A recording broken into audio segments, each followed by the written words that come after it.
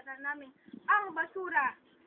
Kaya namin pinamamagatan ang basura dahil makikita natin dito ang ginawa ng mga tao sa steryong ito. Dahil sa pagtatapon ng kalat ay makikita natin dito na napapaligiran ito ng dumi. Makikita natin, doon may plastic bottle. Samantalang ang plastic bottle na yun ay pwede nating gawing recyclable na pwedeng pagtamnan ng halaman o pwede maging paganda sa ating kapaligiran. Sa halip na itapon dyan. At makikita natin din doon sa dulo na yon ang mga dumi. Pati doon, makikita natin ang pinagdumihan ng bata. Makikita natin dito ang basurang ito. Ayan ay mga gawa dito sa Tiga-Igulot. Doon, makikita natin na may mga uod pa. Hindi man kita sa camera, ngunit nakikita ng aming mga mata. Ang steryong iyon, nakadugtong na ipinakita namin kanina, ay dating pinagtatapunan din ng kalat. Ngayon ay medyo wala ng kalat pero marumi naman. At dito ay pababa kami. Habang lumalakad ako, makikita natin dito. Yan, ang mga plastic dito, pinapakita sa video.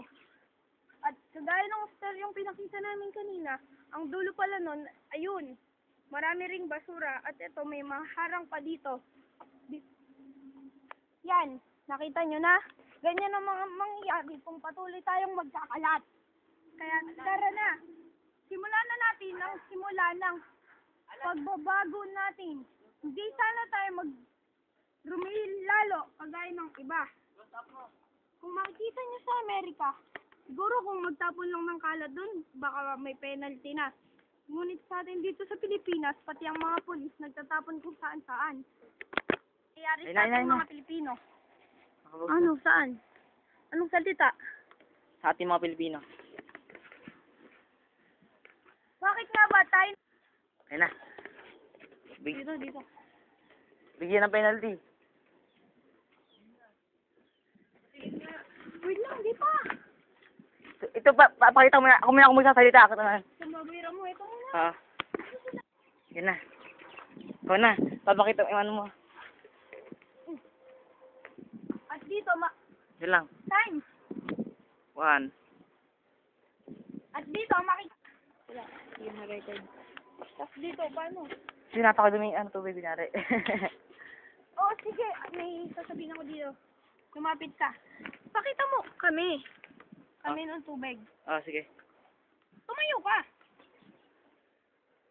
Time. At dito, yung subdivision na Post. paano? Ha? Paano na ba? Ako, kami dalawa. Ikli. Oo, ikli naman eh. Kaya natin ito. Ay, dalawa na lang kasi yung boses Ako niya. na mag-camera. Ako na mag-camera. Ay, ganito yung period na magre-report ng punong ito at sa iba pa.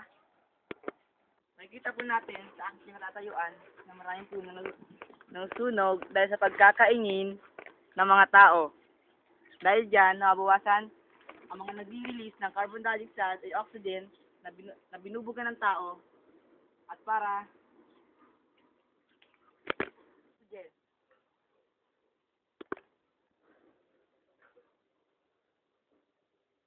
Ito yun nga pala, nakikita rin pala sa kinatayuan ko rin na di kalayuan ng pagkakaingin na nandito rin.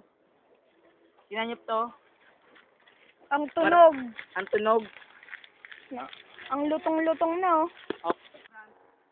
Dahil sa pagkakaingin ng mga tao, deforestation, illegal mining, katulad nun sa Palawan, mining in Palawan, kaya si Congressman Manny Pacquiao, sinunod sa mining in Palawan. Kayan Eric Crisologo. At dito, nagtatapos ang aming dokumentarong ginawa dito sa Igulot, Barangay Igulot, dito sa bahay nila Alan de Polonia.